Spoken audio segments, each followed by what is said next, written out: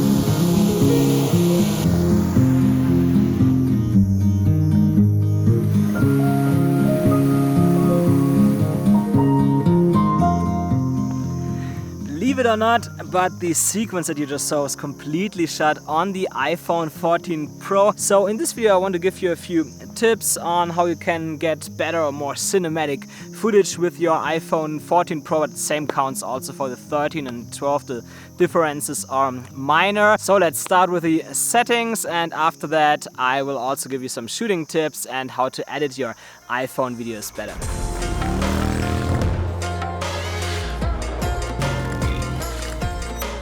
So at first, under the first camera option, I chose record video in 4K at 24 frames per second, but I switch that all the time. Sometimes I shoot at 60 frames per second if I want to slow down a shot later, but generally I shoot at 24 frames per second. And when we go into that menu, as you can see, we also have enhanced stabilization. I have that on, but actually you don't need it that often, but yeah, it makes it a little bit easier. Then action mode lower light, I have that turned off. It's for less bright scenes, but I usually only use my phone when I shoot in brighter environments. Then HDR video on, because then you get more details in the highlights and the shadow at the same time. It's definitely something that you want to use here. Auto FPS off, because I want to have full control about my frames per second. Lock camera, I also have that turned off. And if you go back, have record slow motion. Honestly, you can set up whatever you want there. I have it set to 120 frames per second because it's a bit better quality. 240 frames per second gives you more slow motion, but I prefer quality.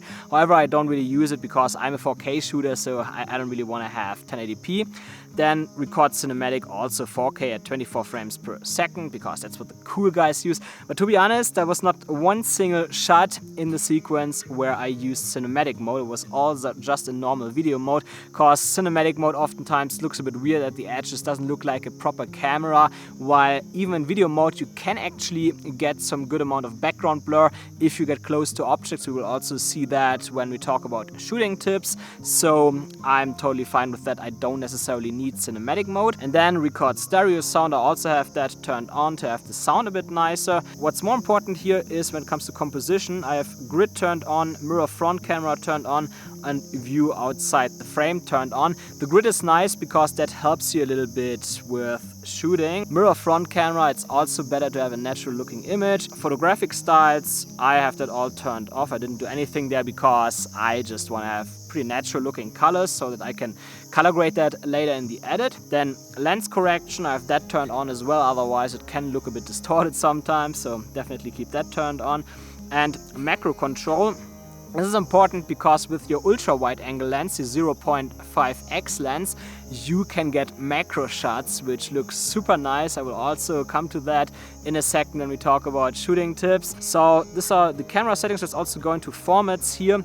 Under formats, I have high efficiency on instead of most compatible, because high efficiency gives you better quality. But if you have a very slow computer, etc., a bit older one, and you might get problems there. At the bottom, I have Apple ProRes turned on. Doesn't mean that Apple ProRes is always turned on. You still have a button in the camera menu. I can also show you that here, like here on the top you see ProRes, and if I click on that, then ProRes is turned on. Now it's turned off again. And Apple ProRes means that you get files that are very, very big, so don't shoot too long with ProRes, otherwise your internal storage will fill up quickly, but therefore you get a really good quality and you can edit that more on the computer. Most of the time, if you shoot in a normal format, high efficiency, HEVC and not ProRes, it's perfectly fine too. Usually you can still color grade it good enough, but Apple ProRes gives you a bit more flexibility, so whenever I can, I shoot ProRes. And then let's go back completely, because there's also another option here, and that is Photos. And in Photos, you find optimized iPhone storage, which I generally leave on to save a bit of space on my phone. But then when you scroll down, you have Transfer to Mac or PC, and there definitely turn on Keep Originals, because if you send the files later to your Mac or computer, then it will have the original quality, and there's a mosquito or something, then it will have the original quality and doesn't shrink it down to save file size and make the transfer faster. So you have the maximum quality available to work with your videos in post. And aside from that, I keep everything else here as it is. So these are the basic camera settings that you should just set up one time, then leave it as it is.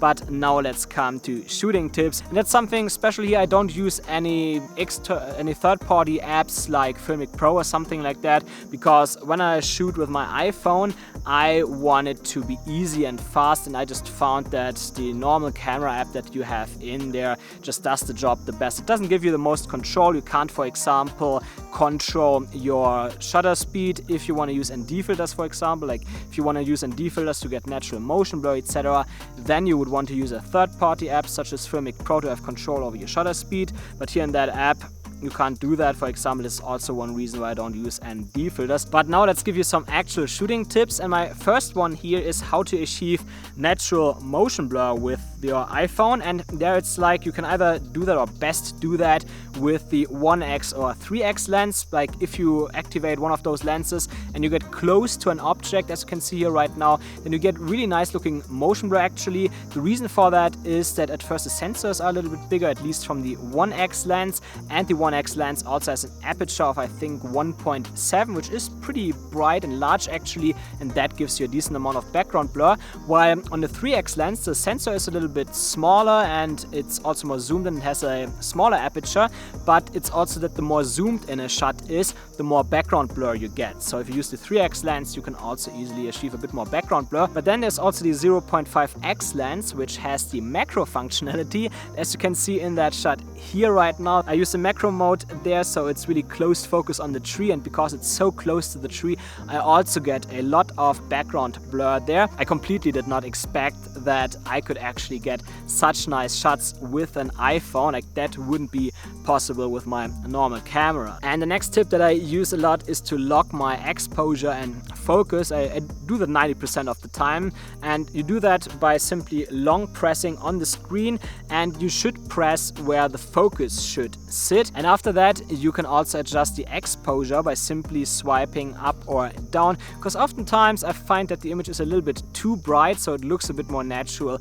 if you decrease the exposure a little bit. And my next tip is to use tripods, especially if you want to film yourself. I use the Peak Design carbon fiber travel tripod, which is super expensive, $600, but you don't have to spend that much money for a lightweight travel tripod. For example, currently have the small rig, I think AL20 or so, it's also a carbon fiber tripod at home, which I used for a month to just test it, and it's really good. It's not as good as the Peak Design, it's a little bit bigger, etc. Like for traveling, I definitely prefer the Peak Design, but therefore it's also really lightweight and only costs $150. So if you want to make your iPhone photography or videography a bit nicer, then that's definitely a good solution. But another tripod that I also use is this one here at the back of my iPhone. So as you can see, there you can fold that out. It's also from Peak Design, and then you can stand your phone everywhere. Like, you can actually put it like that on the back, and then you can just put your phone somewhere on the ground, or maybe when you're eating in a restaurant, you want to shoot a time lapse for your vlog, etc. Then that little tripod here is actually really nice. And then after placing your iPhone on a tripod, definitely think a bit more about framing and composition. Like I show you a few examples here. You can put certain objects in the foreground to make it a bit more interesting. Then, as mentioned before, you can use your grid lines to put something on the third to the left and right to make your framing look better. And then you should also think about leading lines. For example, in that shot here right now, you see that a bit that you essentially have lines, in that case here the stairs, or sometimes a path, or sometimes maybe a lying tree or something like that in the shot, and these leading lines, they point somewhere where the attention of the viewer should go. It's actually like a more photography technique, but you can also utilize that a lot in videography to make your videos look a bit more interesting. But then, of course, you don't always have to be on a tripod. You can also perfectly shoot handheld with that phone, but I found handheld shooting a bit easier with the 0.5x, 1x and 2x zoom lenses. With a 3x zoom lens, it usually gets a bit more shaky, so there I would rather shoot on a tripod, or maybe if you want, you can also use a smartphone gimbal for that. And when shooting your videos, you should also look a bit for where your light is coming from. I generally like to put my light sources behind my subject because it gives a nice rim light effect. It makes the shot look a bit warmer, etc. It's generally quite nice. But if you can't or don't want to do that in certain shots, it's also perfectly fine to let it fall from the side. That generally looks also quite good. But it's time to leave now. I have a shoot with the Canon R8 that I'm shooting right now in about 3 hours. Still have to walk and drive back, so I will see you again in a few hours after I edited the sequence, and then I will give you a few tips about editing to make your overall edit and also the colors of your footage look more cinematic, because straight out of camera from iPhones, I don't really like the colors. The image also looks a bit too sharp, etc. So we will fix that in post.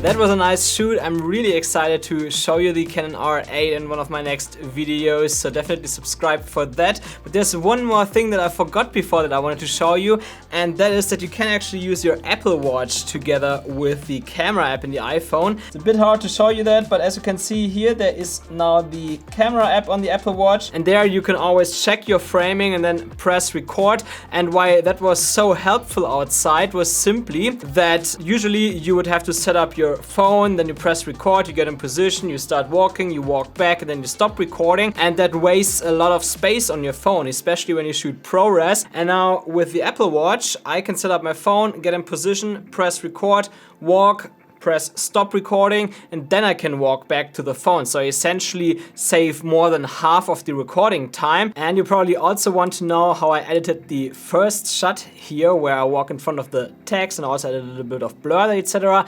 Come to that at the very end of the video, but now it's at first time to show you 2 techniques on how to actually make your iPhone footage look good and not like an iPhone anymore here. And the first technique is in DaVinci Resolve, and yes, you can use that in the free version, so you don't have to pay anything for it. And that's called the DaVinci Resolve Color Managed Workflow, where it essentially detects the picture profile, or however you want to call that, from the iPhone and automatically converts that into the right colors. It looks a bit complicated at first, but I will leave you a link to the preset file in the description below. You can just download that for free and import that into your DaVinci Resolve, and then you have all the settings done there. But let me show you the settings just in case you want to do that by yourself, or you generally want to know how it works. So basically, after you have your timeline ready here, everything is edited, you just click on the settings icon here in the bottom right corner, and then you have to tap here Color Management.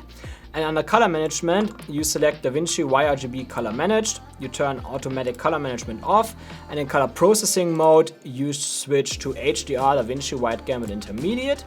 And under Output Color Space, if you're on Apple devices, you select Rec 709A. And if you're on Windows devices, you select Rec 709 Gamma 2.4. I'm on an Apple device here, so I will select Rec 709A. and then you press save. But also let me show you how to insert the preset so you don't have to do it by yourself. Quickly select those 3 icons here, and then you can select import preset and just load the preset in there that you can download, and then you have all the settings done for you already. You don't have to do it anymore. And you can also then select set current settings as default preset, and then the settings will always stay the same, so you never have to change anything anymore. That was the first step that you have to do. Now comes the second one. You go on the color page, and then on the color page you select all of your iPhone clips, and then you press right, and under input color space you make sure that Rec 2100 HLG is activated. Should usually be already activated by standard because DaVinci Resolve automatically recognizes that it's from your iPhone and in that profile, and so it will automatically select it for you. But if it's not selected, select it by yourself, otherwise the colors will be wrong later. And now you can already see that at least some of the shots already look relatively good, relatively normal, but they are not perfect. For example, this shot here is a little bit too bright, so you essentially just go through all of those shots and make some adjustments. Like here I would bring the brightness a little bit down until it looks good. Yeah, that's pretty good. Maybe I could also give it a bit more saturation here, 1.1, 1.2 for example. Here the same. I still find it a little bit too bright, so I could also bring that a bit down. And there you can see it already looks pretty good. You could actually use it like that, but there's of course more that you can do. You can give it your final look, for example, by applying LUTs or by doing some custom color grades, etc. But it's a bit more complicated, too complicated for this video. So for that you would have to watch my other tutorials or take my DaVinci Resolve online course, etc. There's also a color grading section in there, but that is only the first method that you can choose in DaVinci Resolve for an easy color grade. Second one is actually what I prefer and what I also use to color grade this video, and that is Film Convert, which is also the sponsor of today's video. And to do that, you want to leave DaVinci Resolve color management by clicking on color science again in the settings menu, and select standard settings again, DaVinci YRGB, and because I'm on Apple devices, Rec 709A, on Windows devices again, Gamma 2.4. So that, save. And now all you have to do after purchasing Film Convert is to drag Film Convert Nitrate in there, and then choose camera profile, Apple, iPhone 14 Pro in my case. You see you can do the exact same stuff with the 12 Pro and Max, 13 Pro and 14 Pro, also the XS and XR, and Dolby because that's the HDR that I also used here, and then apply. And now I will also bring the exposure down because it's usually a little bit too bright. Then I will bring the saturation up here with that slider. I bring the grain strength down because I don't really like film grain. I want to have that in there.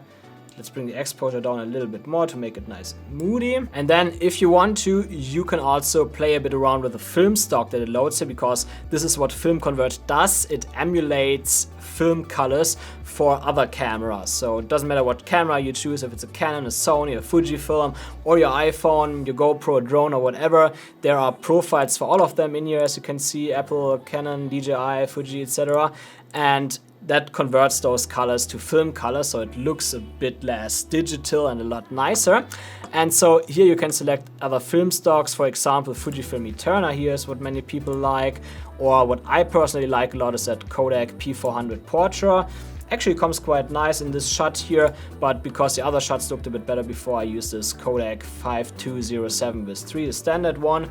And yeah, that also looks pretty cool. And Film Convert is actually a great long-term investment because you only have to purchase it once, and then they bring out new camera packs constantly every time new cameras come out. So even if you change your cameras or your iPhone in the future, you are always covered. You will always be able to use Film Convert with those new cameras. That's why I actually purchased Film Convert, I think already 4 or 5 years ago, something like that, long before they actually started sponsoring me, and I used it all the time over the years and always performs well. So very recommended Film Convert, check it out. I will leave a link to Film Convert as well in the description below. And I also wanted to show you how I edited the first clip of that sequence. So to show you that here in the timeline, if I deactivate the bottom clip, you can see how I did it. There are 3 clips on top of each other.